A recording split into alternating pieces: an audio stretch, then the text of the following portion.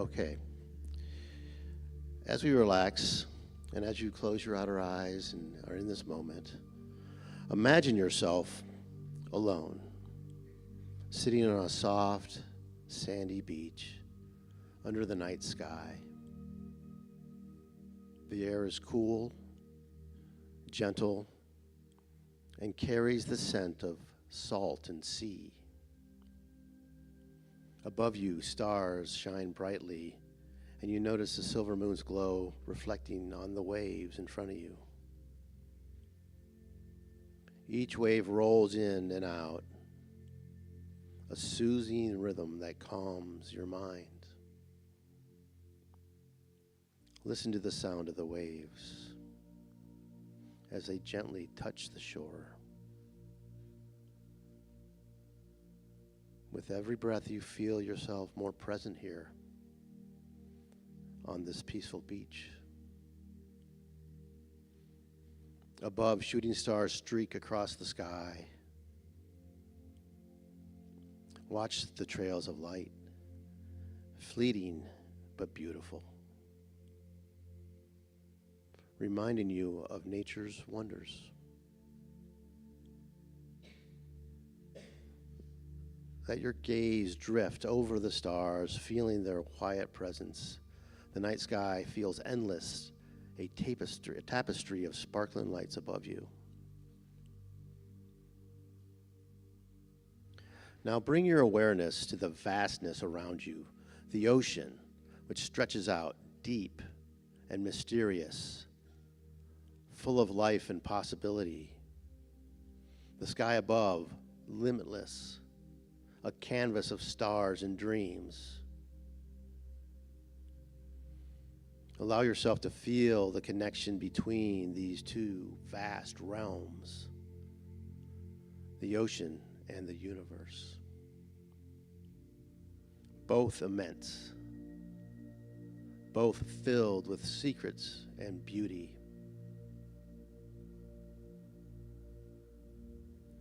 Reflect on your place within this wide expanse.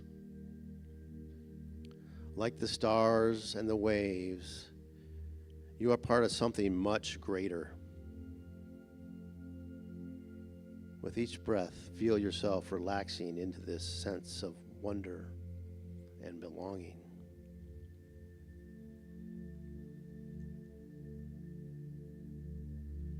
Very gently now, begin to get up and imagine yourself walking barefoot along the sand. Feel its cool softness beneath your feet. Each step grounding you, connecting you to the earth. As you move, listen to the waves. Feel the night air. Watch the glittering stars overhead. In the distance, you notice a faint light, soft, welcoming, and warm. With each step, the light grows brighter, guiding you toward and forward along the shore. There is no rush. Move at your own pace, feeling safe, supported, and curious about what awaits you.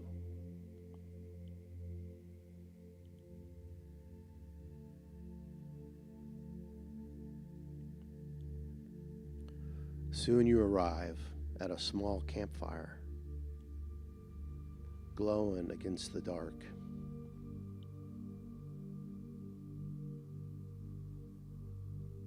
Its flames dance quietly,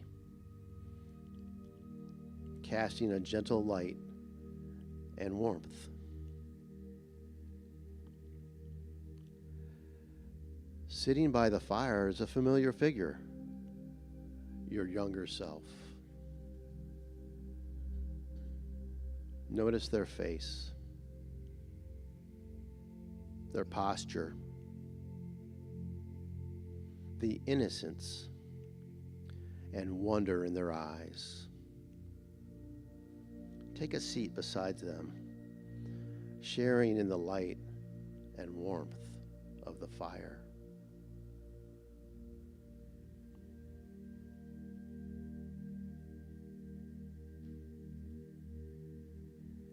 As you sit together, allow yourself to connect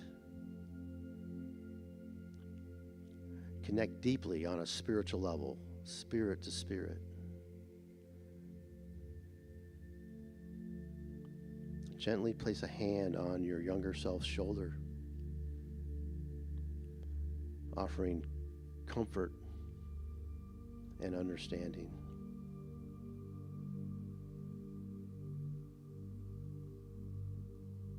You ask them what they need, what dreams they hold, what is theirs to do, or what guidance they seek. Listen closely to any impressions or feelings that arise. Offer love. Offer reassurance. Offer wisdom.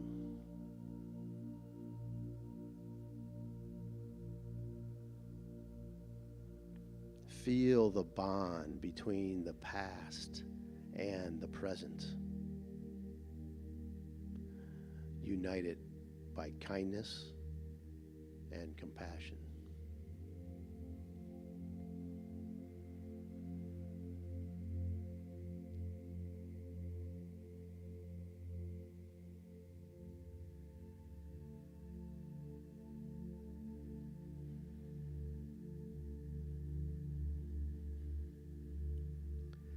After some time, your younger self stands and fades quietly into the night. The fire remains. The ocean remains. The sky remains. The universe remains. The fire's warmth is steady. Now approaching you from the other side of the fire comes your older, wiser self.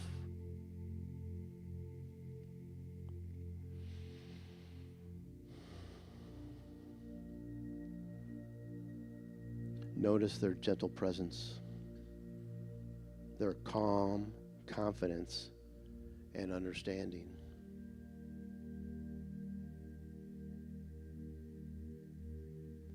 Invite your older self to sit with you.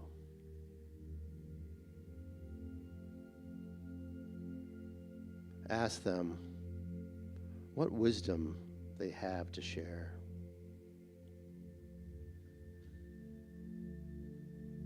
What lessons from the journey ahead?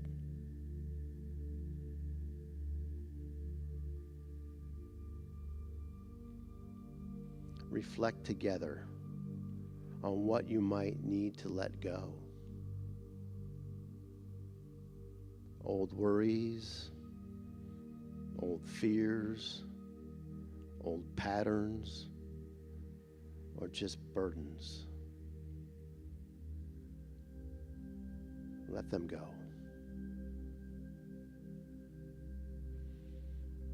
Allow your older self to guide you in releasing these,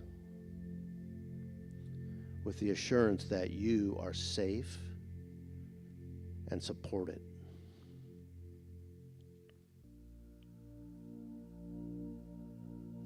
Feel a sense of ease as you let them go off into the night, making space for new possibilities and peace.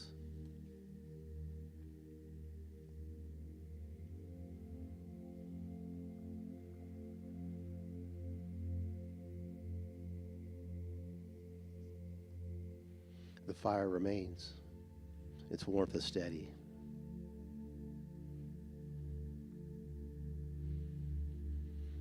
The ocean remains.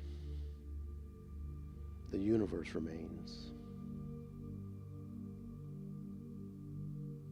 All the stars in the sky remain. You notice their gentle presence. You feel their calm confidence and understanding.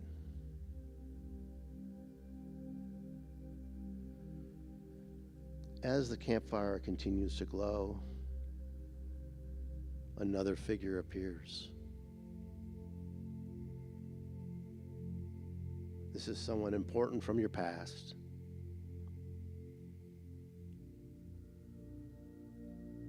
A mentor, a friend, maybe a family member or a guide.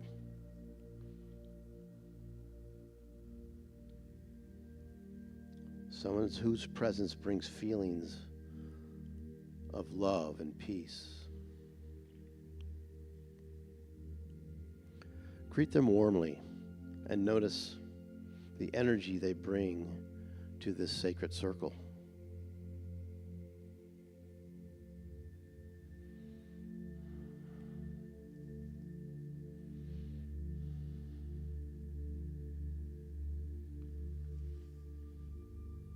Allow them to speak to you, sharing a message of peace,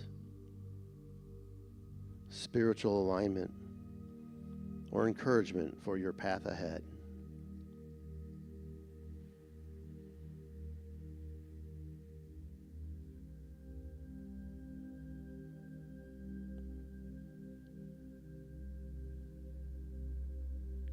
Listen deeply to their words.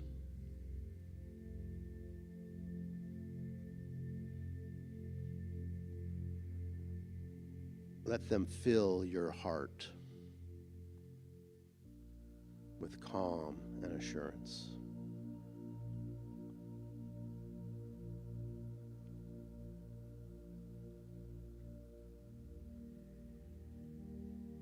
This message is a gift. It carries wisdom, and it supports your journey.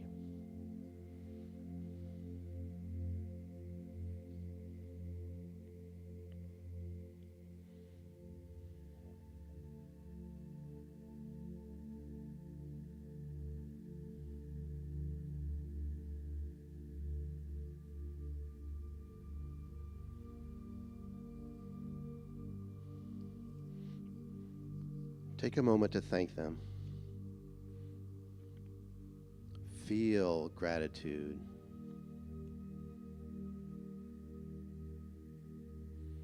Feel that spiritual connection.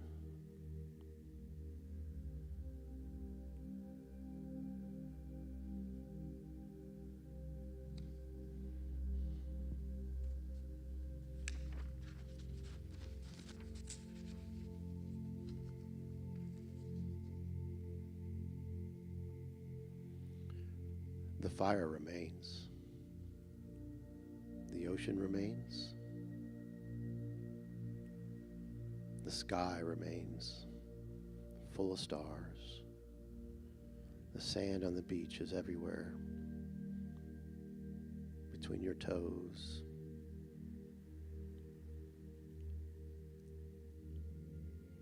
You feel that infinite connection of spirit.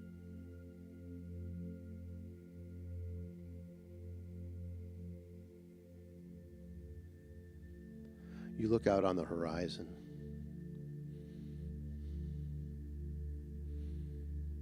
You see that the night is slowly giving way to day. Notice the sky slowly lighting up with the soft hues of pink and gold.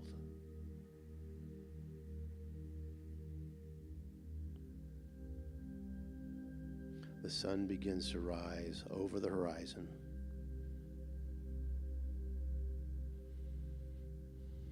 You feel the warmth of this new day sun.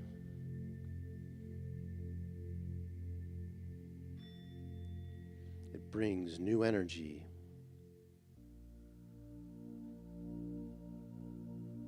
You watch as the light fills the sky, signaling the beginning of a new day.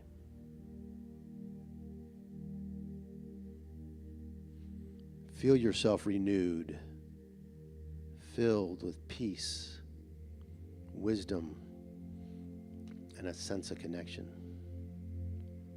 Allow the experiences, the stars, the oceans, your younger and older selves, and the message of peace to stay with you as you prepare to return to the present moment.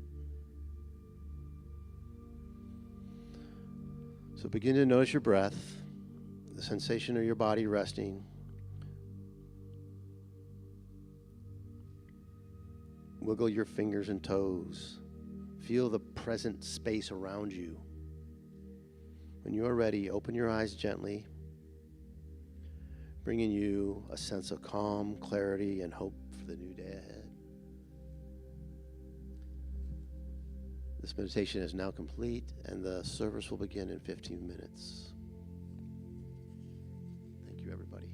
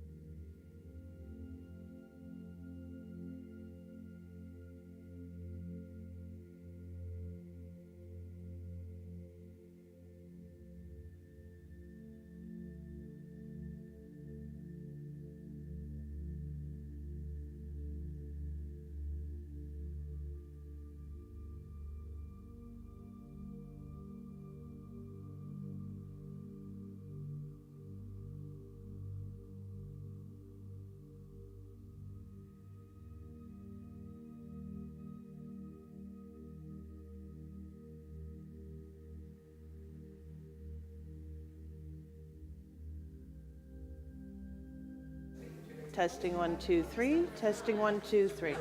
Yep.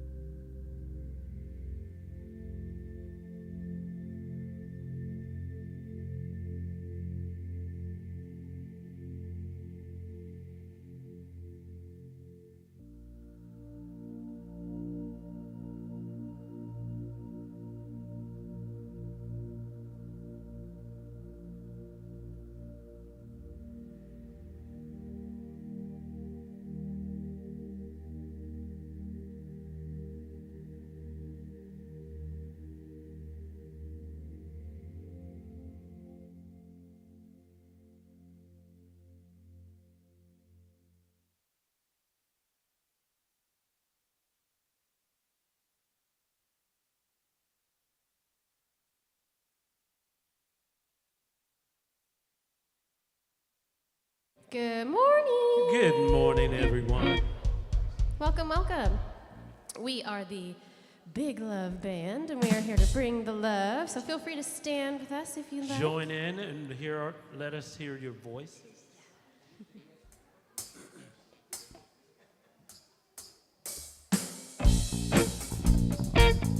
All right, start clapping your hands. Come on now. Everybody, get up on your feet. See the light in everybody you meet. Everybody, get up on your feet. See the light in everybody you meet. Let us be reminded who we've come to be. We are love, we are one big family. Hey, hey, yeah, yeah. Hey, hey, hey, yeah, yeah. Everybody, get up on your feet. See the light in everybody you meet. Everybody, get up on your feet. See the light in everybody you meet. Let us be reminded who we've come to be. We are love, we are one big family. Hey, hey, yeah, yeah. Hey, hey, hey, yeah, yeah.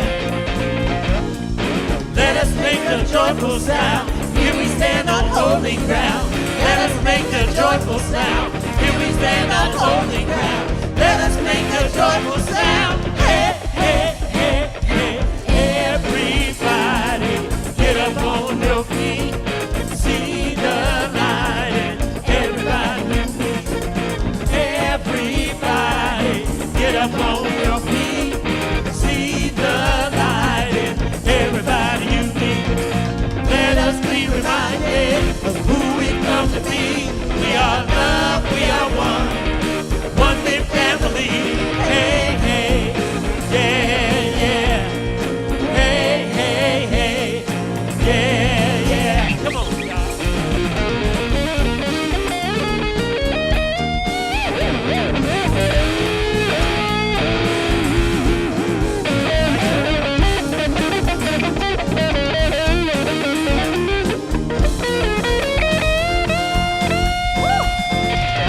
Let us make a joyful sound. Here we stand on holy ground. Let us make a joyful sound. Here we stand on holy ground. Let us make a joyful sound. Hey, hey, hey, hey. Everybody, get up on your feet. See the light in everybody you meet. Hey, hey, yeah, yeah. Hey, hey, hey, yeah, yeah.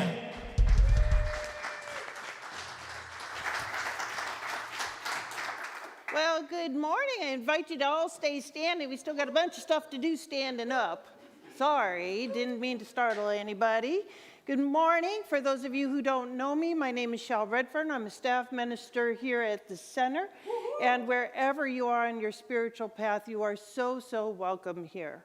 We have a mission that we like to remind ourselves of and let you all know what we're about. So if this resonates with you, I invite you to join me in reciting it together. Here we go. Our mission is to inspire, educate, and empower each other to experience ourselves as a unique expression of God, the love intelligence that governs the universe. We consciously practice kindness, compassion, and forgiveness in our everyday lives and commit to being a powerful and beneficial presence on the planet. Through the study of science of mind and spirit and the energy of unconditional love, simply, we are here for God. Now, is anybody here with us for the first time? Any new visitors today? Well, welcome, welcome. And make sure that you've got a visitor package before you go. We're going to let the kids go to junior church now. And teachers of junior church, if you want them to stay, it's a cat talk today. So It's about cats. And so if you would like to bring them in the sanctuary, they are welcome today. There would be nothing above their heads in this talk at all. And now it's time for us to meet and greet our neighbors. So by all means, let's say good morning to each other. Hi, sweetie. Oh my God. Let me.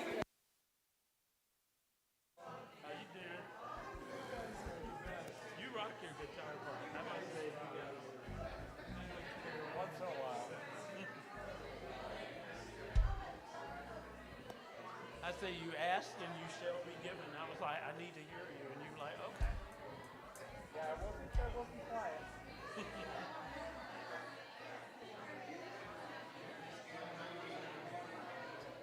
Ready?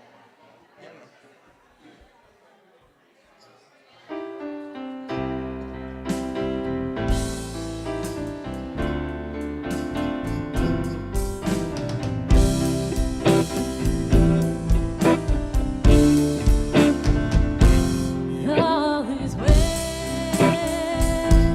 life is good. I count my blessings just as I should. So happy I'm here. It's time to stand. I am so thankful every day. It's Thanksgiving Day.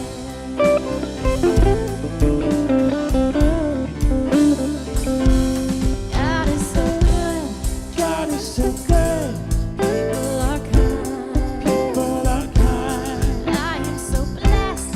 I am so blessed.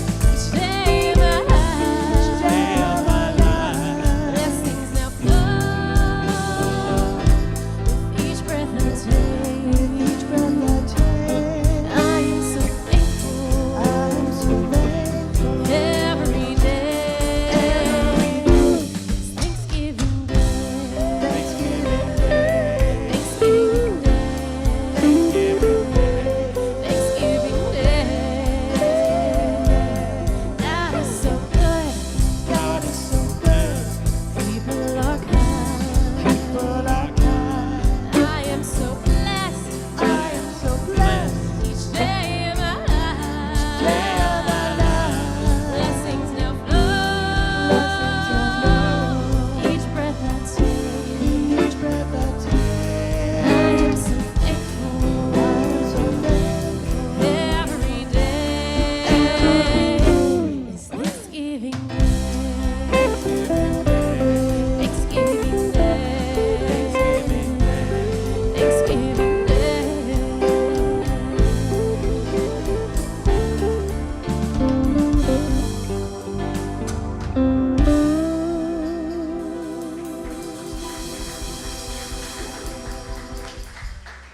All right, let's give it up again for the Big Love Band.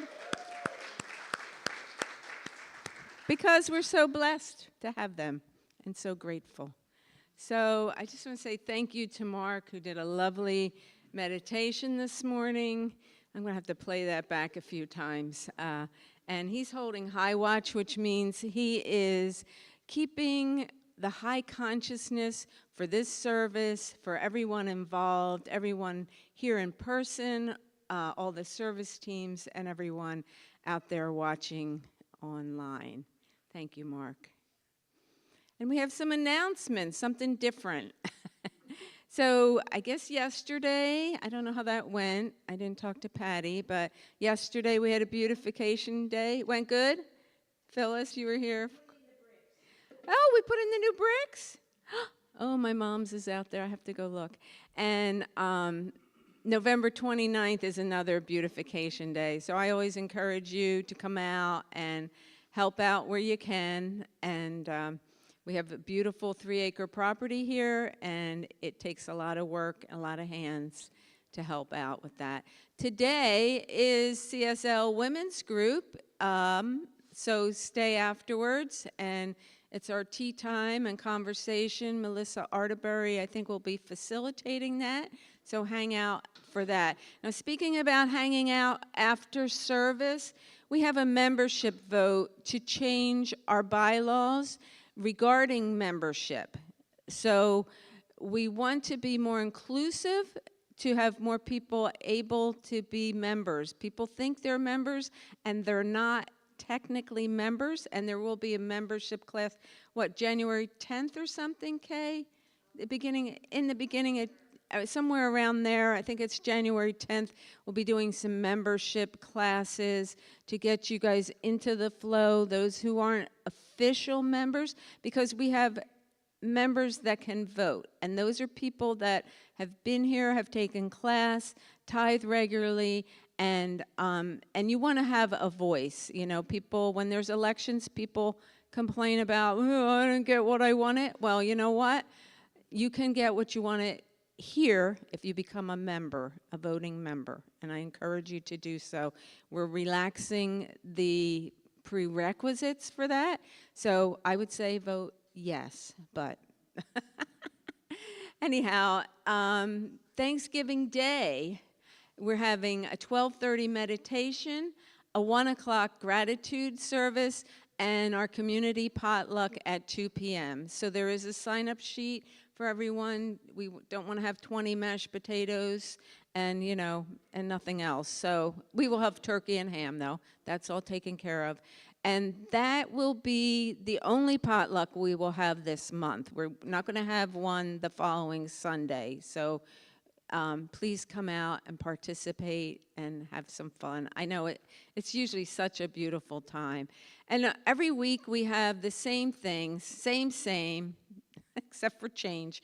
But Monday at 10 a.m., A Course in Miracles, facilitated by Patty Carney and Melissa Arterbury. That's here in person. Tuesday, Ink and Insights with our own Reverend Shell, here in person and on Zoom.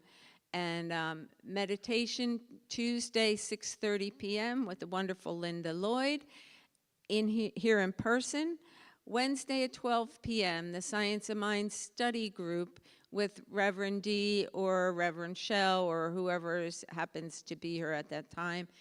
And Wednesday evening at 6:30, A Course in Miracles, facilitated by Patty or Melissa Arterbury. And there's always, we do ask for a love offering because it takes money to keep the lights on and stuff and the air running in the summer.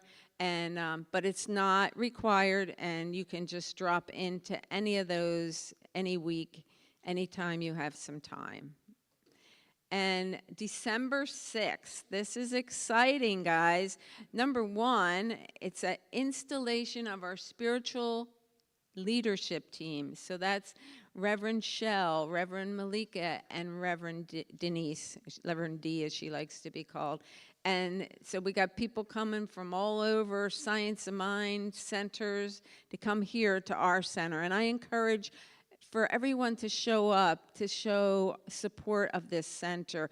And then immediately following that, Cassie is going to have a wonderful, wonderful event that she's coordinating.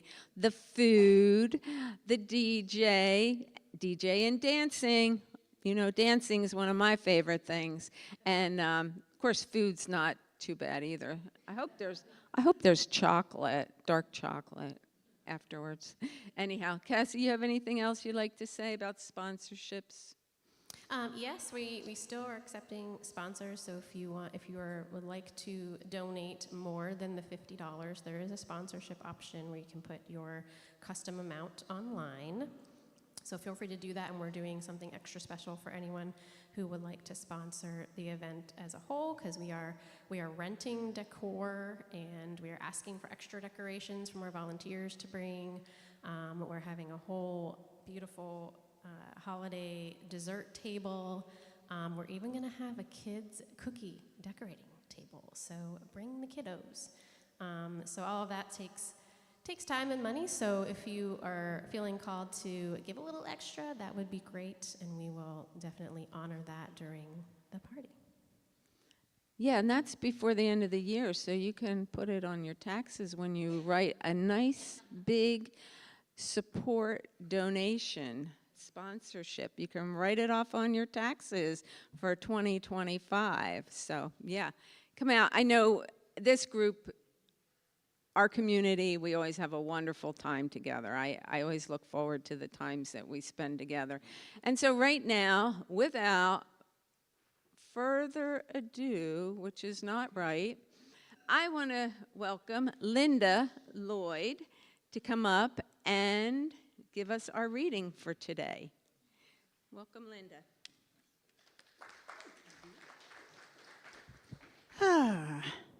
Happy Sunday, everybody. And as Bea mentioned, my name is Linda Lloyd. I am not Pam Lambert. I am filling in for her today because she is with her dear beloved husband, Hal, who hopefully by now is in the rehab center.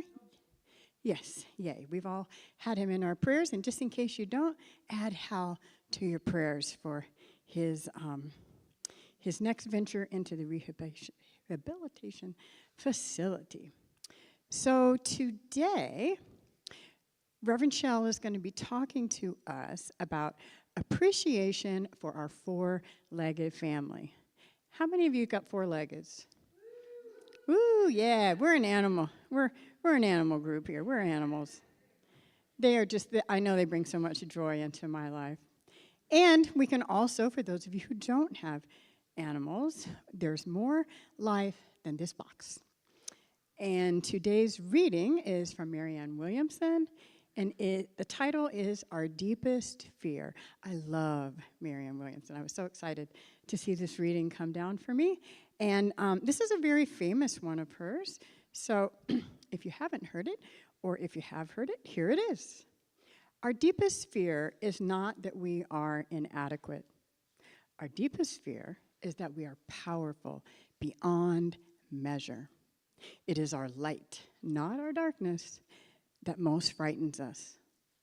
We ask ourselves, who am I to be brilliant, gorgeous, talented, fabulous?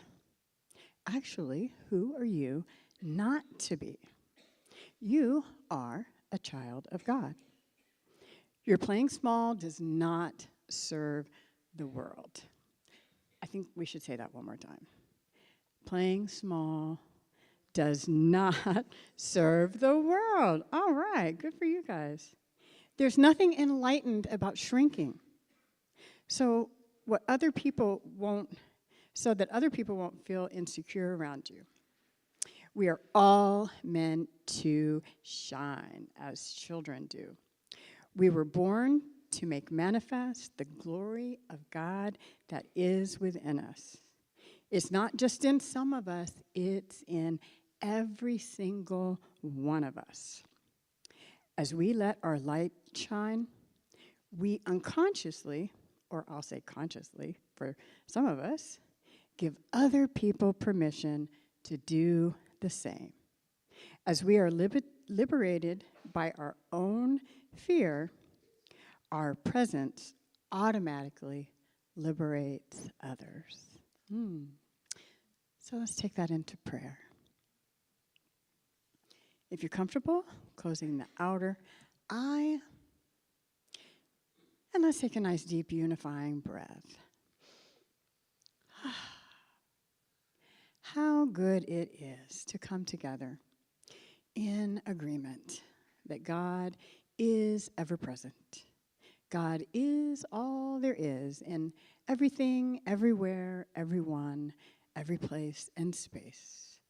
There is only one thing happening across this universe, and it is God unfolding, expanding, and expressing more and more of itself in, through, and as each and every one of us here, now, and beyond. All life is this life of God expanding and expressing.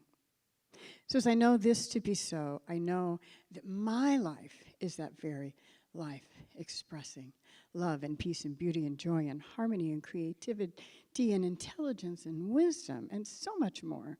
And what I know for myself, I know for each one here and beyond. We are all bright, shining lights.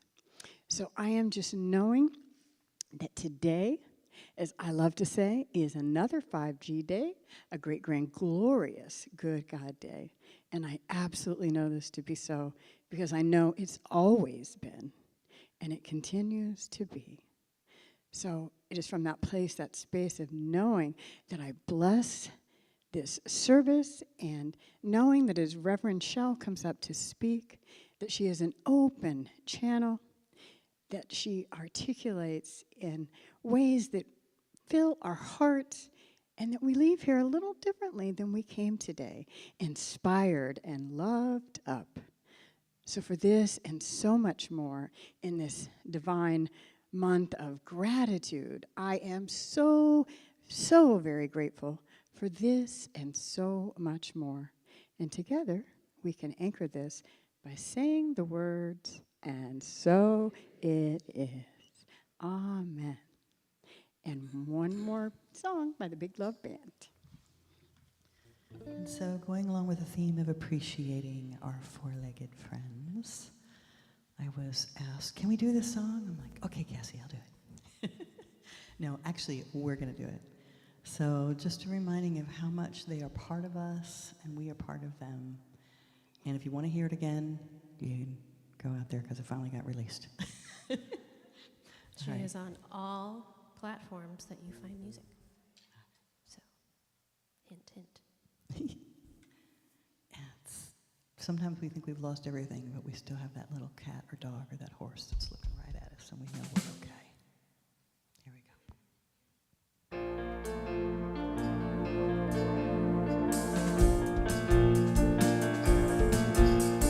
Falling apart, piece by piece. Is there anything more that I can release? I say no, then I say yes. We never know what will happen, I guess. Another loss, another change. How many things in my life can I rearrange? I say 2, then I say 10. Time for a great new journey once again. And we know where we are in this moment of time. So breathe in, breathe out, and enjoy the sun. So pet your dog, pet your cat, pet your horses too, for you need them and they need you. Hug your dog, hug your cat, hug your partner too, for you love them and they love you. Heard my little dog moan, so I went to him, wiped the dirt from his eyes, and he gave me a grin. And then I took a breath and smiled at him too. The simplest things bring pleasure, yes they do. How do we get through all of this pain?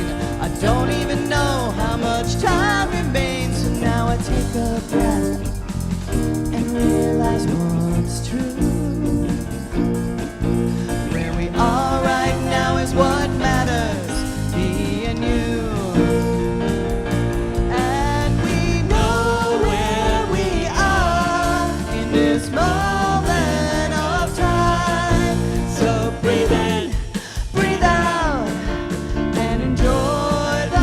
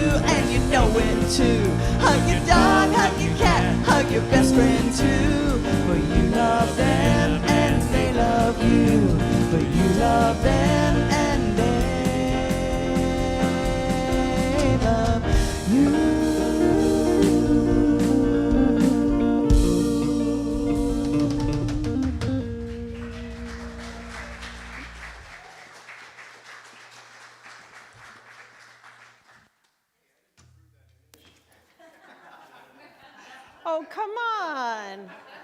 It's a great picture. This is our most recent family picture, and it's from 5 years ago. When we adopted Ellie, who's on the left there, we had to bring Tim, who's on the right, to, where were we, Tampa?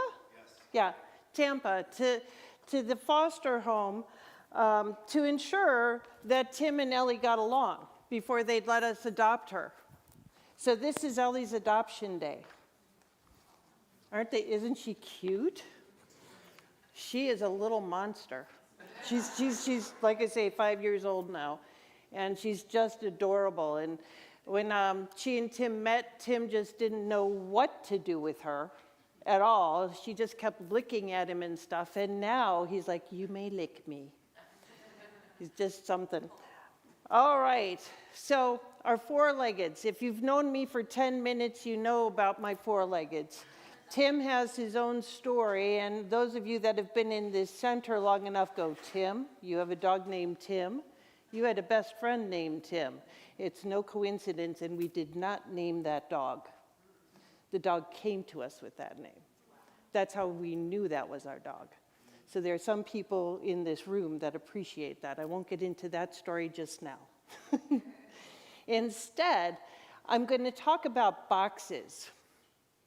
Because like Tim, our dog Tim, when we tried to crate him, I don't know how he did this, but he broke out of a metal crate. He bent the bars, and he got out of it. Tim was not a small dog when he did this. He was, 40, 50 pounds? And he messed up his mouth, chewing at those bars, and we never crated him again. Never, ever. And I don't know what happened to him when he was in his earlier foster homes. We got him at 6 months, but something happened. You take out a trash bag, and Tim, at 12 years old, will still run out of the kitchen when we take out a trash bag. So these animals have histories, and they bring their histories to us, and what do? We love them through it, right? And this is a box that Tim, unfortunately, still lives in, a fear of plastic bags. This is a box that he lives in, a fear of crates for, I don't know what happened to him and that poor little guy in that crate, but it will never happen to him in our household. So life gives us boxes, and some of these boxes we don't even see. Things happen, and we develop beliefs, and that creates a box. We have a role, sister, daughter, wife, husband, cousin, whatever the role, teacher, student, whatever. It's a box. It can be a real box for us. We have routines that we get into, and those routines alone can box us in because everything has to go in this order or there's disruption in my life. You know people like this? I know people like this. I'm not one of those people because I'm one of 6 children, and so there was always pure chaos in my house. There was not an allowance for routine boxes because nothing was routine. So that's not one of mine, but I have some, and so do you. We all do. We all do. And when this little girl came into my life, she introduced me to my boxes. Now, there are some people in this room that were here 10 years ago when I gave this talk. I have given this talk once before, I admit it. And unfortunately, the four-leggeds involved here have all transitioned, but they have left their mark. They have absolutely left their mark, and this is one of the biggest ways that they touched me with this story that I'm going to tell you about Lily. This is Lily. So Lily came to us by way of a pet shop where Leland was putting in a new floor. And she was there, she was, had been dropped off at this, not pet shop, excuse me, vet's office, where he was putting in a new tile floor. And he worked night after night after night putting in this tile floor, and this little kitten was in there just meowing her heart out every night, and by the end of the job, he's like, just give me the cat. And she came home, and she came to live with us. And we have an indoor-outdoor cat policy. I know a lot of people don't agree with that, but that is our policy. with cats. We found that our other cats lived to be 20-something years old, and I credit them being indoor-outdoor cats with doing that. So we have an indoor-outdoor cat policy, and Lily started going out, I think, young, but, you know, that's just another battle. But she started going out young. And one day we come home, and the entire back patio is full of cats. I mean, we have a huge lanai, and it's full of cats. And I said to Leland, that's extraordinary. I said, have you ever seen anything like this? He's like, no. And I said, wow, she's really friendly, isn't she? And we knew she chummed with the cat from behind us, you know, in the next yard. But this was amazing. The next morning we get up, and Lily starts walking around and going, and now anybody that's had a cat knows what that means. Does anybody know what that means? She's in heat. Shoot. Shoot. So now we understand the attention she was getting. And now we keep her inside, but it was too late. It was too late. Lil's got pregnant. She was only 9 months old.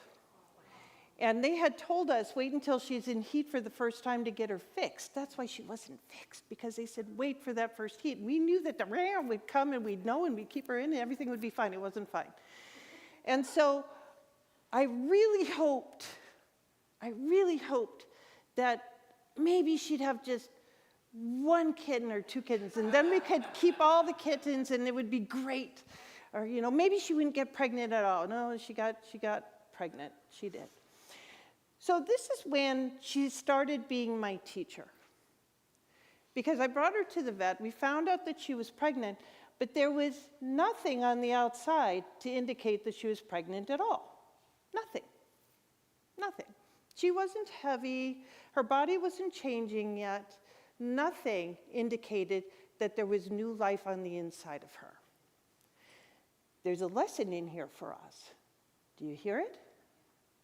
The seed was planted. There was nothing on the surface to indicate that the seed had taken root, but it had.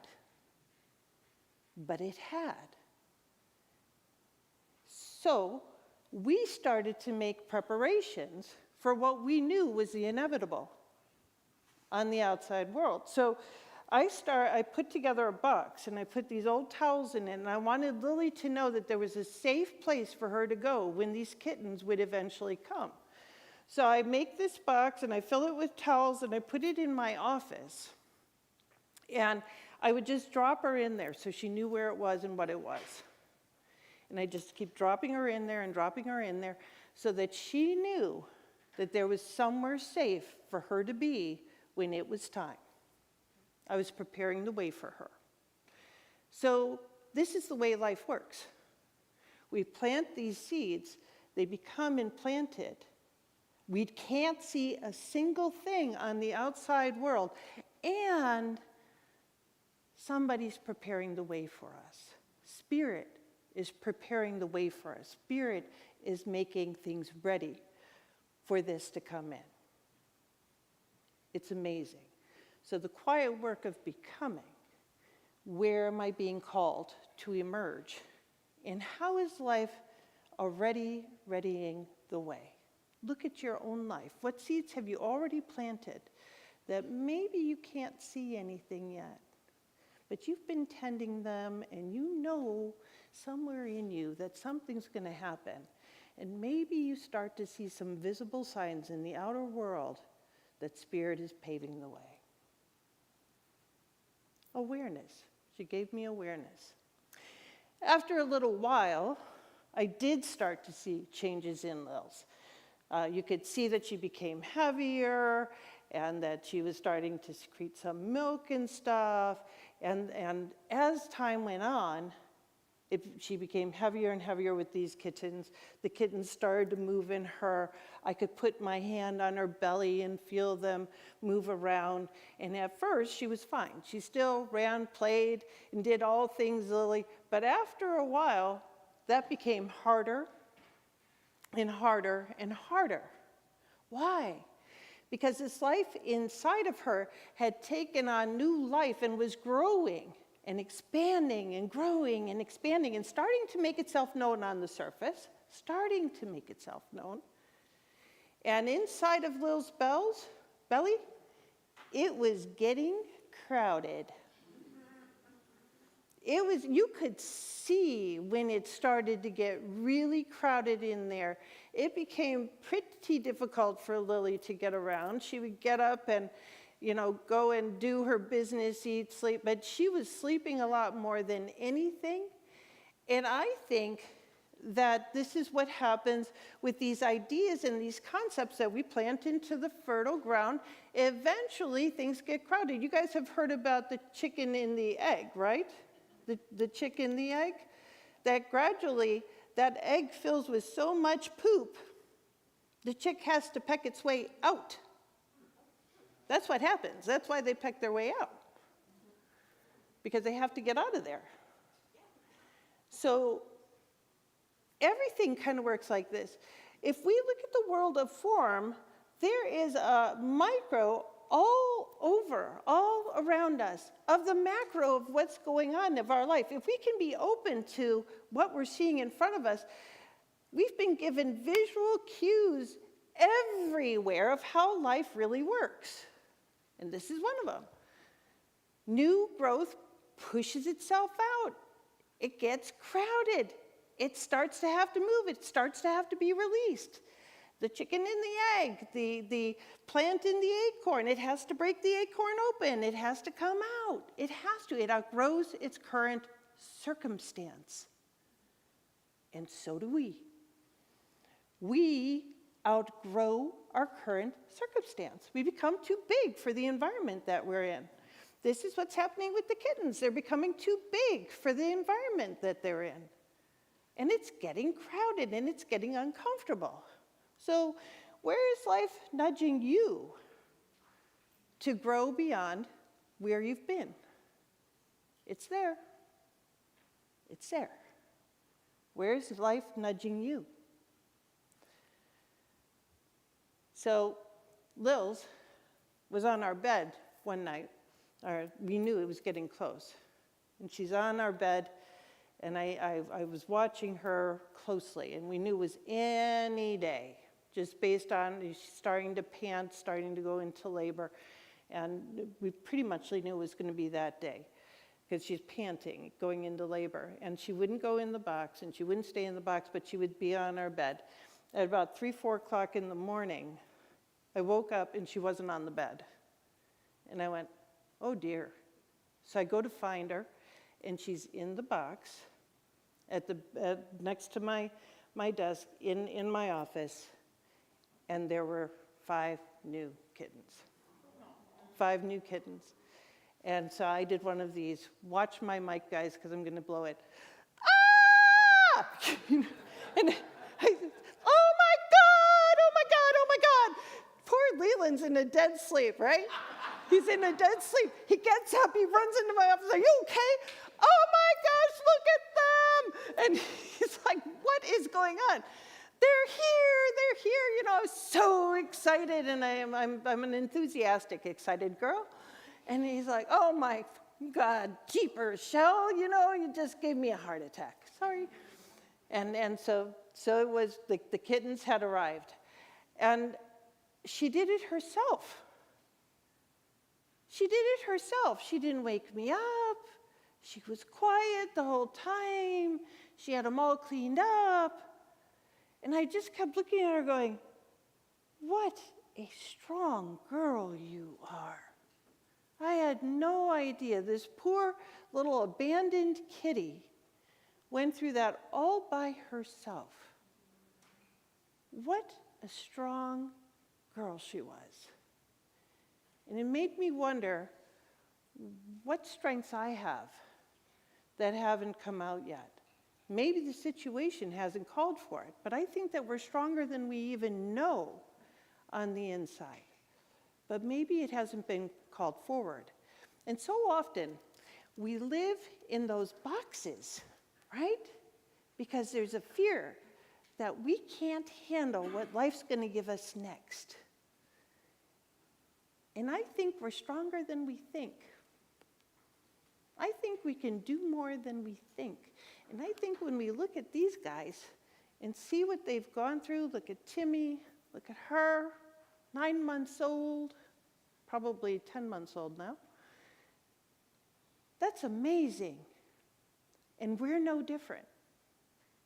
We are no different. We have amazing strengths within us, just waiting to be woken up. So Lils was in the box. She would not come out of that box once the kittens were born, all day. So she probably delivered them 2 or 3 in the morning, 4 in the morning, and this is about 11 o'clock at night, and I could not coax her out of that box at all. And I knew she hadn't had anything to eat, because she wouldn't, if I put it in the box, she wouldn't eat it, or drink, or anything. So finally I go and get a can of Fancy Feast. And I pulled it under her nose, and that finally coaxed her out of the box. And she would come out and have some Fancy Feast. So she and I sat next to the box, and we're looking at the kittens. I gave her food right there so that she'd be right there by the kittens. And the kittens, once she left the box, just started mewing their little heads off. They were looking for her. Where was she? Where was she? And there was this illusion that they were alone. But Lily and I were right outside the box. We were right there. We were watching them. They were perfectly safe. Everything was fine. But there was this illusion of separation. I know that we suffer from that illusion of separation as well.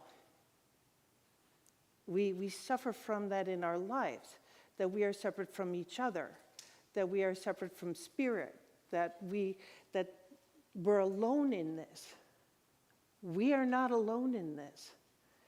There's somebody sitting right outside our box, watching over us at all times.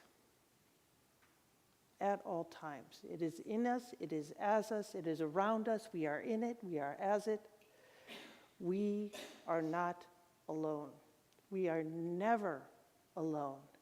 And I felt for those little kitties that just felt like it, and for myself as well, but it made me aware.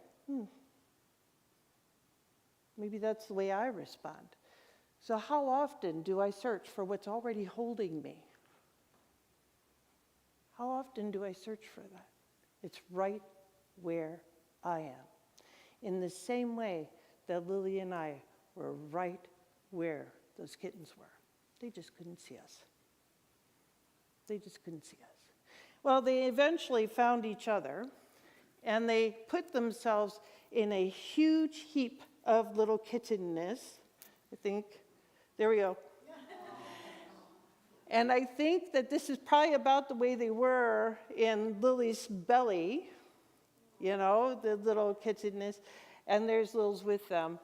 And that's the way you would find them moving forward. They would just, all 5 of them would be together and generally in a big heap. So that reminded me of something as well, that I'm not alone in this world in a spiritual manner, yeah, in a big manner, looking over the box manner, yeah. But I'm also not alone in my box. Right where I am are friends. Right where I am are people that love me. Right where I am is the support I'm looking for. And all I need do is ask. But so often we're determined to go through this journey alone. We're not separate. We're not alone. All we need do is ask. Right where we are people that care. I can say that to every single one of you because you're here. We care. We care. So we're not alone. Separateness is an illusion. on a spiritual way, and in a tangible way as well. We are not alone. Can you see what happened? This is about 6 days into our journey. By the way, these guys are in my office, so my desk is like here, the box is here, my computer's on my desk, and I'm like this, for about 7 hours out of 8. I was really trying to focus. I really, really, really tried to focus, and I really tried to work. It just was impossible with these guys, and it got more impossible. But I mean, there was a miracle unfolding right there. Miracle after miracle after miracle, awareness after awareness after awareness. It was wonderful, and I'm so glad that I wasted those 8 weeks. Those 8 weeks. I am. Do you see what's happening here?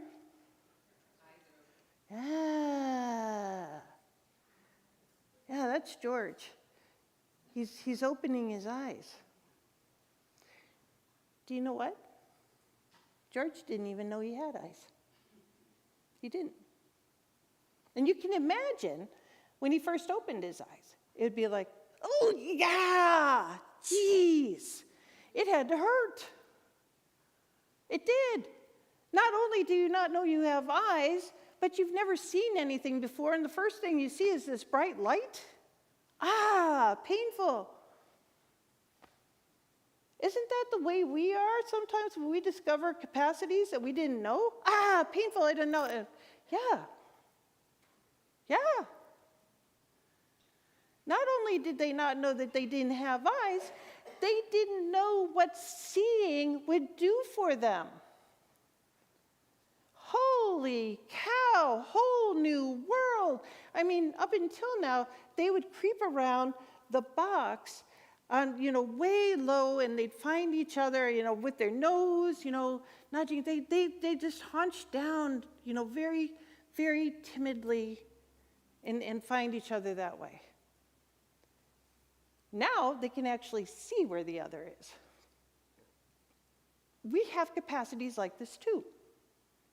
We have capacities within us, things that we brought to this planet, gifts that we're supposed to deliver on this planet that we don't even know are here, that are ours, that are inside of us. They haven't been unlocked yet.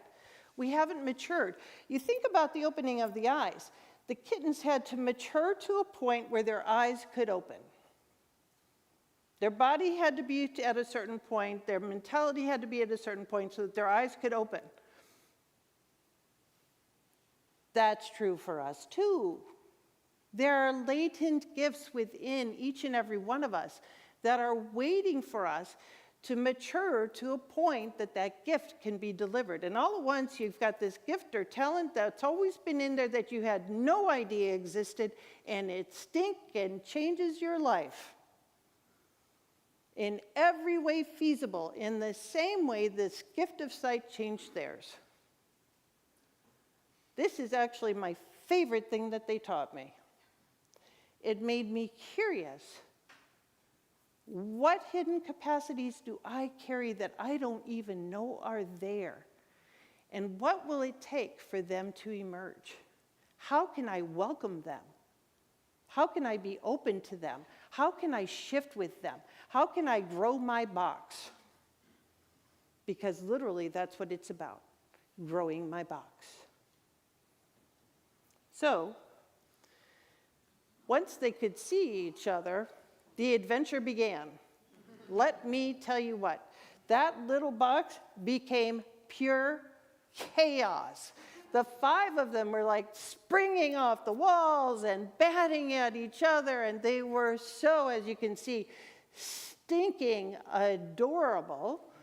They still weren't moving very fast for a while, but that changed really quickly. They started to learn how to stand, and then they started to learn how to walk, because now they had purpose. They had some place to walk to. They had a sibling to find. They had somebody to smack, because they were doing a lot of that. And they had somebody to play with, and they started to play. They weren't playing before, they were kind of existing. But with this new gift of sight, they started to play. And their lives just changed hugely in that moment. Boing, boing, boing, smack, smack, smack. And my life changed too, because then it was like half-hour day of work, because they were so stinking cute. They were absolutely adorable. So once we allow this hidden capacity out, the adventure really begins. The adventure really begins. So isn't it something to become curious about? What adventure might begin as I allow life to use me as a vehicle? What adventure might begin? This cat ended up being named Sky. I refused to name them while I had them because I knew that they weren't mine. The only one we named when we had them was George, because we knew we were keeping George. This one ended up being named Sky. Now, it was inevitable that this was going to happen. As the kittens started to mature a little bit, they started watching Lily jumping in and out of the box. And so they were made aware that Lily was going somewhere outside of this thing that they were in. And they realized that they were in a thing. And so one day, I always called this one the cream-colored kitty. One day, the cream-colored kitty started jumping. Jump, jump, jump, jump, jump. And because she wanted to see what was on the other side of this edge, you know? Jump, jump, jump. And then she reached, and she could get her claws up there, and she got her claws up at the top, and she reached, and she was like, ooh, and I was there with my camera, of course, and that's it. That's the moment that's captured right there. She found the edge of her box. She found the edge of the box. This is something to celebrate.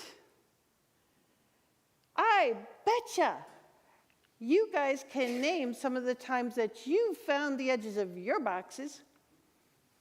I can. I can. This was, again, life-changing for these little guys. So, of course, did I put any others? I got to see. Yes, I did. The others jumped, and it was just a matter of time that I said, okay, so we expanded their world. I had this drawbridge on the front of the box so that I could get in there with my camera when they were little. I have 495, I think, pictures of the kittens in the 8 weeks that I had them. Something like that. When I gave them away, I gave a CD of all their baby pictures, a piece of the blanket that they laid on, and one of the kitty toys that was in my office, and a bag of cat food. So yeah, I was like the very overprotective mama. What can I say? They had two, Lily and me. And so this is when I opened up the box. Now at first they cowered in the back of the box, because opening up our boxes, we might recognize where the edge of that box is.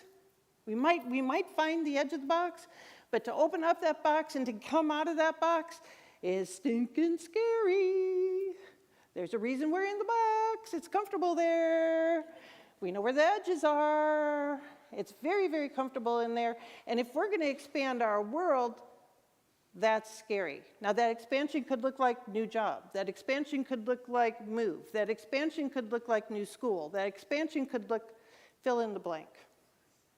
Retirement. Medical procedure. All of these could be means of expansion, pushing us into our greater yet to be, and opening our box. And they're scary. So at first, the kittens stayed at the back of the box. Even with the drawbridge open, and even with them wanting to get out, and even with Lily kind of coaxing them out. But eventually, they came out. And then I got zero work done.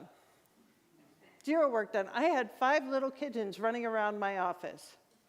We had a gate in the office so that Lily could get in and out, but the dogs couldn't get in because we still had 2 big dogs back then too. And they just started having a riot in my office.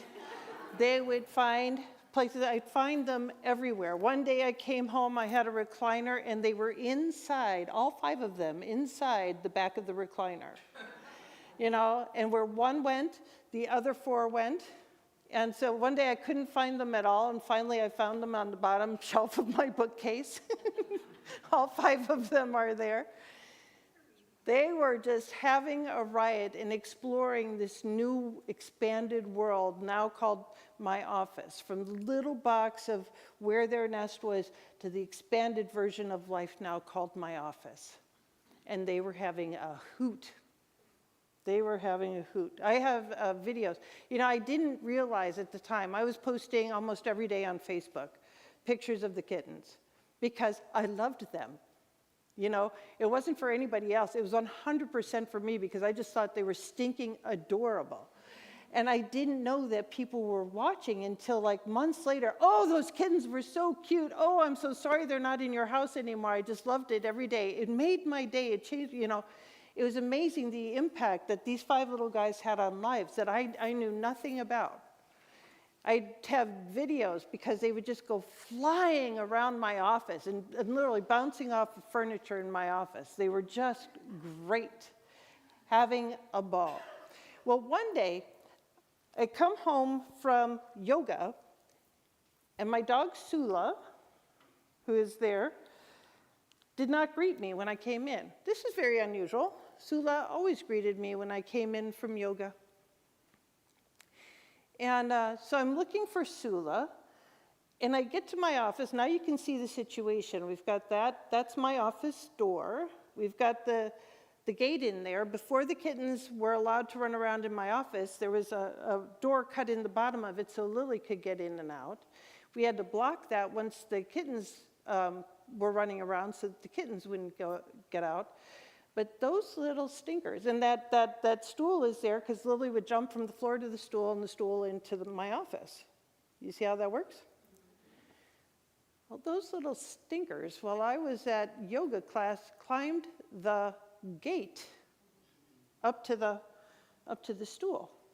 And they found themselves, as you can see, very, very fearfully face to face with Sula, our 80-pound black-mouthed cur. Now, here's what they didn't know about Sula. Sula is a mama. Sula always wanted to have puppies and never had them. She was fixed at a very young age. Sula used to carry around this dinosaur toy thinking it was her puppy. She really did. I mean, that's a whole nother story. But she loved babies. Yeah, she did. She did. And then she loved babies. She had raised Lily from a baby and loved her, just protected her, made sure she was safe. That was Sula's role. So you can see that they look pretty afraid of Sula, rightfully so. She's an 80-pound black-mouthed cur. But things are not always what they seem. Things are not always what they seem.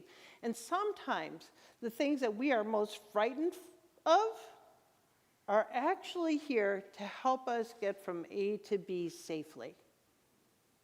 Sula was. Sula was definitely there to help them get from A to B safely. They just didn't know it. Things are not always what they seem. We become so afraid of the definitions that we've created around things in our life that we will step back in fear instead of forward in faith to find out what's really going on. Now, once they were down by Sula, they were fine. Of course they were. But they didn't know that. And sometimes we don't either. And we will back up and stay away because of the stories that we've invented about a thing. Things are not always what they seem to be. So, what might life reveal if I peek over the edges of what I know? Eventually, the 8 weeks did come up. I remember yoga that morning. I was laying there in meditation. I was just bawling my eyes out. They were very empathetic, my yoga partners. This was like a day or two before. All 5 of them are laying on her. And they're right in my window. I love this picture. My other favorite picture. Also, the day that they were to leave. So you know that blanket I said I cut up and sent with them? It was that blanket, because they were always laying on that blanket. And interestingly, you see how they're all looking in a different direction? I thought that was so interesting that they seemed to know that this was it. And what I learned, you know, I've had puppies and I've had kittens, and they just whine, and they're horrible the first several days, weeks that you have them, you know, the whining and crying and stuff at night. And I thought they were whining and crying for their mom. They were whining and crying for each other. Lily had long since become very independent, but this is the way you'd find them. They were always by each other. They were always touching each other, and it broke my heart to separate them. If I could have had 5 little cats, I would have. Oh, no. But no, that was not possible. That was not possible. But so a new chapter begins. A new chapter begins. But the thing is that I knew that those kittens were going from the arms of love to the arms of love. The people that adopted these kittens had been watching them on Facebook for the 8 weeks and had gotten a hold of me week 1 or 2 and asked me if they could adopt one. And they came prior to adopting them to meet them to make sure that everything was okay. We had a return policy on the kittens, which one person did take advantage of, and it was, please do not ever take this kitten to a shelter. If you can't, for some reason, maintain your relationship with the cat, bring it back to us. We do not want this cat in the shelter. And so one person did run into a situation, so we ended up with 1 back. So we kept George, and then we ended up with Precious back and Lil, so we had 3. We didn't name her either. Yeah, you can tell. Lily, George, Tim, Ellie, Precious. Who names their cat Precious? And she was just a precious thing. But here we are. We're changing whole scenario. We're moving out of this place of comfort. We're moving out of this box. But we got to remember, we're always moving from the arms of love to the arms of love. Because we are love, and we are loved, and we are surrounded by love, and we are immersed in love. And love is the nature of the universe that we're in. And sometimes it's easy to forget us, especially when we're leaving loved ones. I've had a lot of loved ones leave me recently. Y'all know this. Mother, father, brother. In very, very short order. And I am still immersed in love. And I think they can love me in a bigger, grander way from where they are. I really do.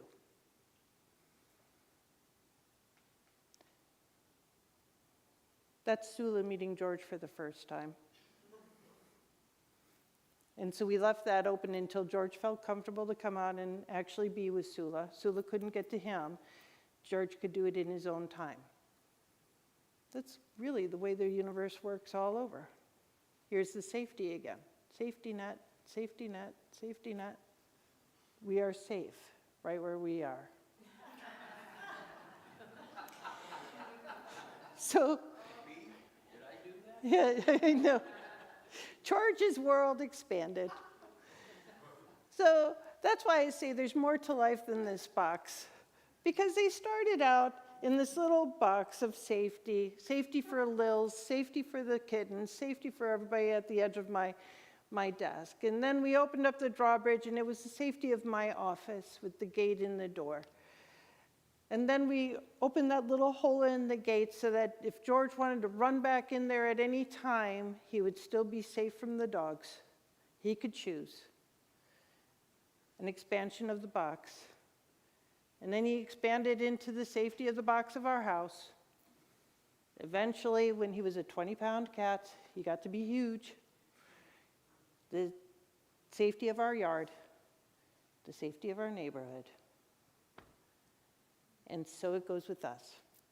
Our box, there's more to life than this box that we're in right now. And we are in a box. We are in a box. What's ours to know is that we're in a box. And maybe be curious about where that edge is. And maybe be curious what gifts are seeking to emerge so that we can get out of that box and figure out what the next box looks like. And the next, and the next, and the next. There's more to life than this box. Not in everybody's mind?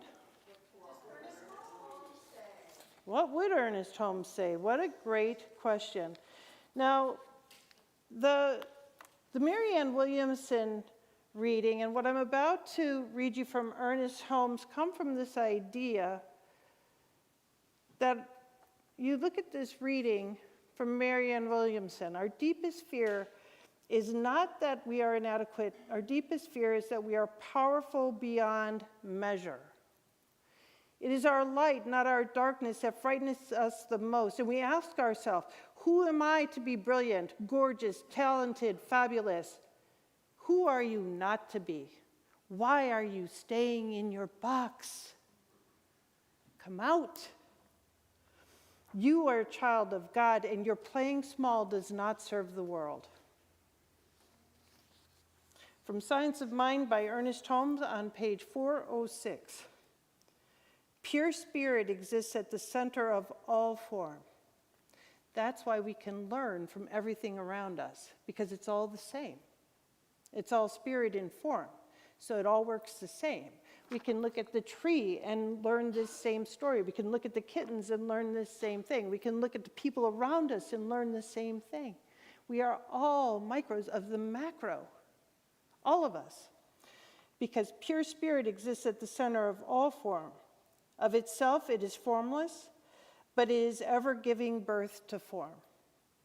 The forms come and go, but it goes on, it, capital I, but it goes on forever. We are some part of it.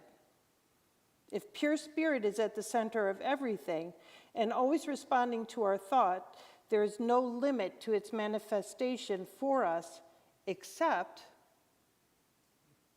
the limitations we set. Let me repeat that. There is no limitation to its manifestation for us except the limitations we set. There's more to life than this box.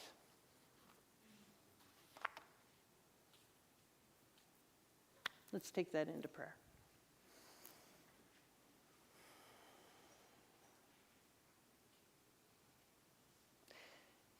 So settling into the right here, right now, and knowing together there is one power, one presence, one light. One life. And it exists in a myriad of forms. It existed in those forms of those kittens and the cat. It exists in the forms of the trees and the plants and the animals. It is everywhere present, in, through, and as everything, and we are immersed in it. So much so that we don't even recognize that it is right where we are. And it is right where we are. So I celebrate this knowing today. I celebrate knowing today that I am in a box. And there is a curiosity generated here and now for what latent gifts lie within us that are waiting to be birthed. Understanding that birth can be messy and moving through that so that that box expands and expands, as does our love, as does our peace, as does our joy, as does our abundance, because that's how life works. So I am just so happy and grateful for the deepening of this understanding. I am so happy and grateful to be blessed, moving through all of the changes that are called life. I am just grateful. I'm grateful for the four-leggeds that come here and love us unconditionally, teach us every day about unconditional love. I'm just grateful. So it is in this gratitude that I turn everything that's happened here today over to Spirit, knowing good and more good and more good is the result. And I invite you to claim and anchor this with me by saying, and so it is. And so it is.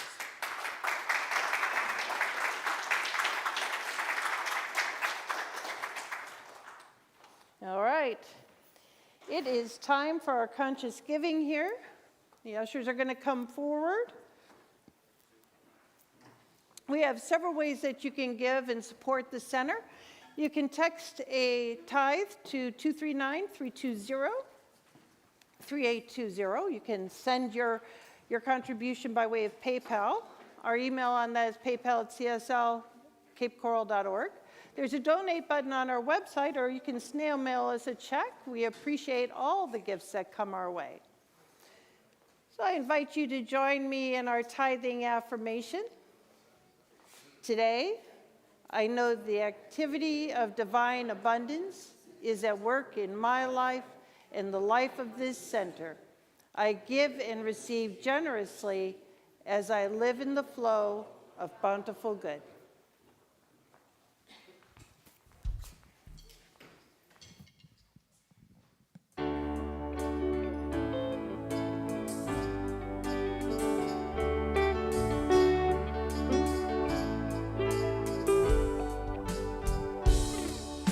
Standing as one in the presence of the power, standing where others have stood. Gladly we offer the gifts of our abundance, knowing the source of our good.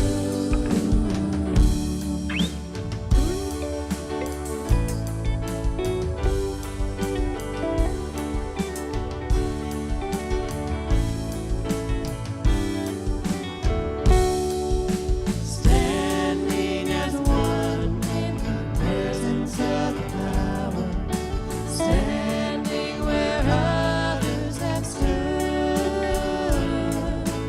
Gladly we offer the gifts of our abundance, knowing the source of our good.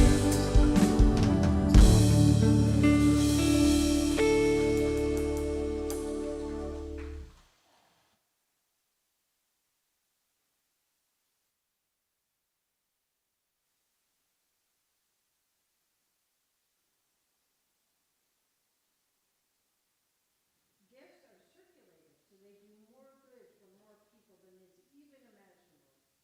I thank the giver, I thank the receiver, I thank Source for providing for this center, and in gratitude I say, and so it is. All right, the practitioners will be up front here, so don't leave with anything heavy on your heart. If you want to figure out where the edge of your box is, if you want to expand into something even better, come and see one of our practitioners. We will definitely pray you up. Is there something going on in your life that you'd like to see shift? Please see one of our practitioners for a 1-minute miracle. And I think we are all set, yes? All right, guys.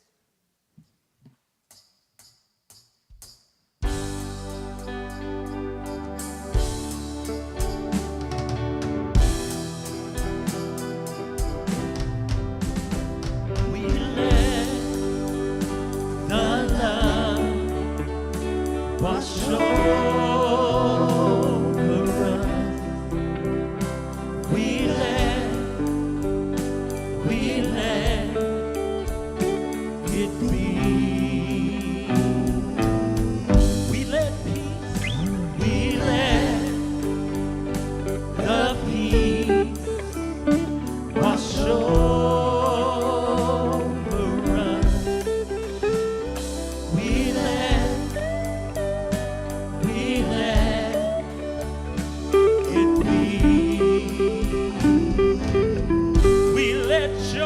love.